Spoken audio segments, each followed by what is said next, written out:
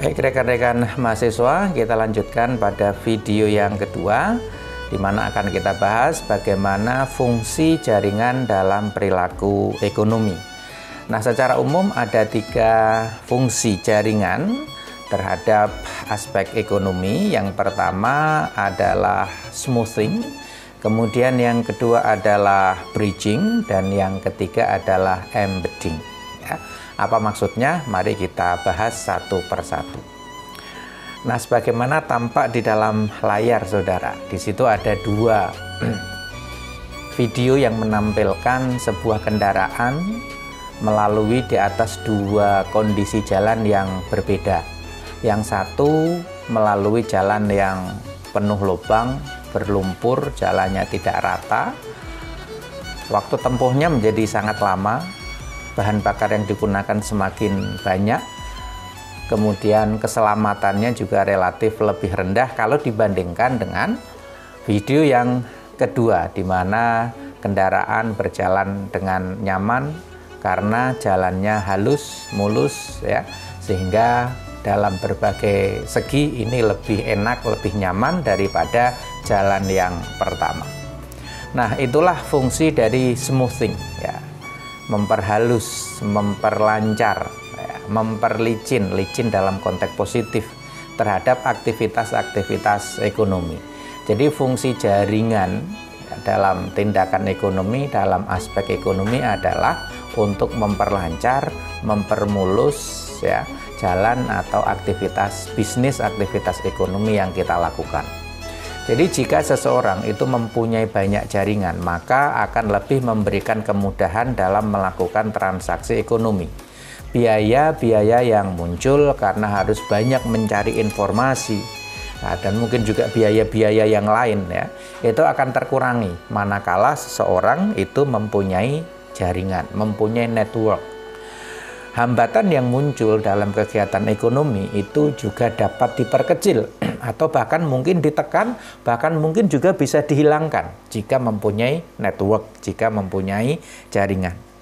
Intinya, maka jalan terjal dan berliku yang membuat tindakan ekonomi itu akan terhambat atau yang akan menjadikan high cost ekonomi, ya, ekonomi yang berbiaya tinggi, maka hal itu akan menjadi halus, akan menjadi smooth, enak gitu ya, dengan adanya jaringan.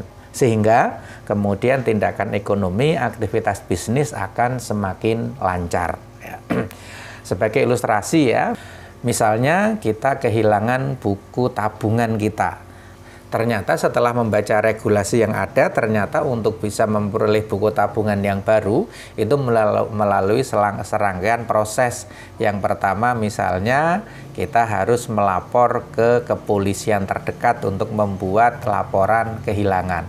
Kemudian setelah itu kita baru bisa pergi ke bank dengan langsung mendatangi kantornya, kemudian harus mengantri dan seterusnya. Yang ini bisa memakan waktu yang tidak sedikit, memerlukan tenaga yang tidak simpel, dan juga mungkin pikiran serta emosi dan seterusnya. Nah, seandainya kalau kita mempunyai jaringan di kepolisian, misalnya kita kenal dengan kapolseknya misalnya, maka itu akan lebih memudahkan kita untuk membuat laporan kehilangan, ya. Kalau kita kenal dengan jaringan yang ada di perbankan, maka bisa jadi waktu tunggunya bisa dipangkas atau bahkan mungkin bisa diprioritaskan. Namun satu hal yang perlu disadari adalah bahwa smoothing ini, ya, yang menjadikan segala sesuatunya lebih efisien, itu bukan untuk menabrak sistem, bukan untuk merusak aturan, bukan. Tetapi smoothing untuk efisiensi ini adalah pemanfaatan jaringan. Ya. Jadi dengan mengenal Kapolres atau Kapolseknya, maka Kapolsek akan lebih mudah untuk memberikan surat keterangan tanpa perlu untuk menelisik lebih dalam, lebih jauh, sehingga waktu yang kita butuhkan juga lebih singkat, dan seterusnya. Ya. Baik rekan mahasiswa, kita lanjutkan pada fungsi yang kedua. Jaringan dalam aktivitas ekonomi adalah, misalnya kita ilustrasikan ini ada dua orang yang berada di dua sisi yang berbeda. di antara dua tepian yang berbeda. Mereka sama-sama punya kebutuhan atau saling membutuhkan antara satu dengan yang lain. Tetapi mereka belum terhubung, mereka belum terkoneksi. Nah, fungsi dari jaringan itu adalah untuk menjembatani. Jadi fungsinya sebagai penghubung, fungsi bridging, ya, bridge, jembatan. Menjembatani di antara dua sisi yang sebelumnya terpisah menjadi terhubung, ya. Nah, oleh karenanya bisa dikatakan bahwa jaringan itu berfungsi untuk menjembatani, menyatukan, memfasilitasi, menemukan antara satu pihak dengan pihak yang lain yang itu saling membutuhkan. Ya. Nah, dengan fungsi ini maka jaringan mampu menekan biaya ekonomi. Ya, karena penjual sudah menemukan pembelinya, pembeli sudah menemukan supplier. Maka misalnya ya, fungsi biaya iklan, fungsi untuk melakukan advertising itu bisa ditekan. Karena apa? Sudah ada jaringan menemukan customer yang sangat potensial, yang sangat prospektif, yang menjadi calon kuat, ya, yang menjadi potensial buyer terhadap apa yang kita produksi, terhadap barang-barang yang kita jual. Nah, jadi fungsi jembatan ini adalah untuk menemukan, ya, atau menyatukan dua sisi yang terpisah. Dengan adanya jembatan ini maka dua sisi yang terpisah akan menyatu tanpa jarak.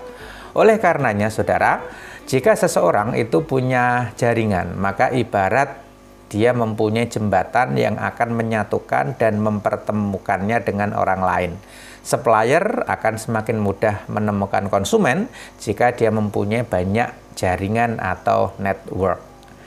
Nah, kalau kita ilustrasikan, misalnya ya, ini ada Mas Arif tadi ya. Mas Arif ini punya teman namanya Mas Budi. Nah, Mas Arif dengan Mas Budi ini sudah berteman lama, bagian dari jaringannya. Nah, suatu saat Mas Arif ini membutuhkan uang dan yang dimiliki adalah sebuah mobil, dan dia mengatakan kepada Mas Arif, saya butuh uang, saya ingin menjual mobil, tetapi saya tidak tahu harus di mana menemukan pembeli, siapa orang yang sedang membutuhkan mobil seperti yang saya miliki. Nah, itulah kira-kira. Nah, kemudian pada sisi yang lain, ternyata ada orang yang tidak dikenal oleh Arif, tetapi dikenal oleh Budi, namanya Mbak Sarah. Nah, Mbak Sarah ini pada kesempatan yang sama membutuhkan sebuah mobil, dan dia punya sejumlah uang untuk membeli mobil itu. Dia berkata kepada Mas Budi, tolong dong saya dicarikan mobil sesuai dengan spesifikasi yang saya butuhkan. Nah, kebetulan saya tidak punya informasi mengenai siapa saja orang yang mempunyai mobil seperti yang saya butuhkan. Nah, dengan adanya jaringan, ya, yang dimiliki oleh Sarah ataupun yang dimiliki oleh Arif tadi, di mana jaringannya adalah Budi, maka di antara kedua orang ini kemudian bisa saling dipertemukan, saling terjembatani karena adanya jaringan yang mereka miliki berdua, yaitu si Budi. Nah, dengan pola seperti ini saudara, maka di antara penjual dan pembeli itu nanti akan saling bertemu, kemudian mereka akan bisa saling melakukan transaksi, pertukaran ekonomi, dan seterusnya. Kemudian yang terakhir adalah embedding atau melekatkan, ya. Jadi fungsi jaringan itu adalah untuk melekatkan, untuk embed, ya, antara satu pihak dengan pihak yang lain, dengan syarat bahwa para pihak tersebut melekatkan dirinya dengan nilai-nilai yang menjadi konsensus bersama. Oleh karenanya, setiap pihak itu akan berperilaku sesuai dengan ekspektasi atau harapan orang lain. Karena apa? Karena mempunyai konsensus terhadap suatu nilai yang sama.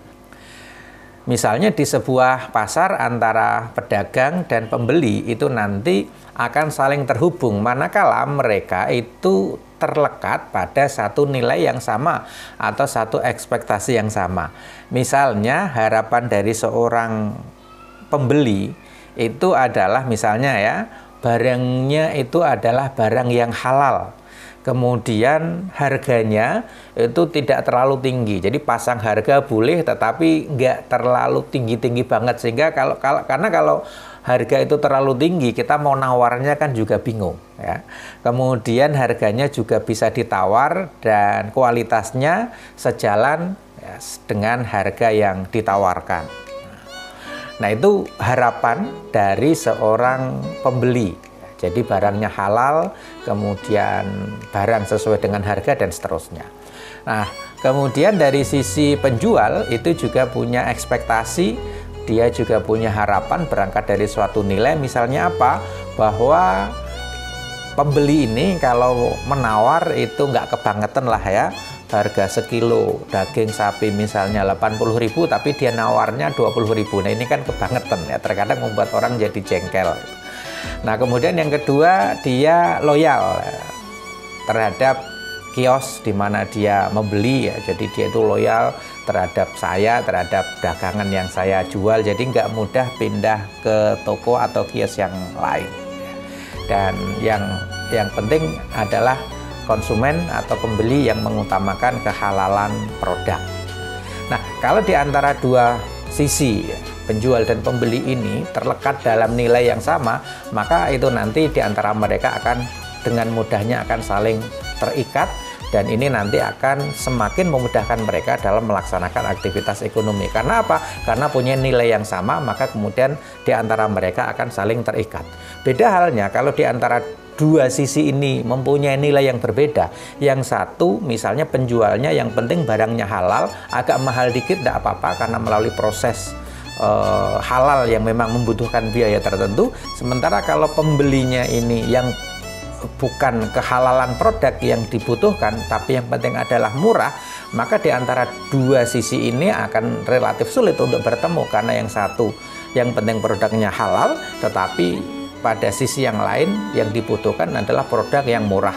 Jadi urusan halal, thayyib dan seterusnya dia tidak perlu memprioritaskan. Nah, ini saudara, fungsi yang ketiga dari jaringan adalah untuk fungsi merekatkan, melekatkan atau fungsi embedding. Demikian rekan-rekan mahasiswa materi perkuliahan kita pada pekan ini. Nanti akan kita lanjutkan dengan diskusi pada forum Google Meet. Semoga bermanfaat. Terima kasih. Assalamualaikum warahmatullahi wabarakatuh.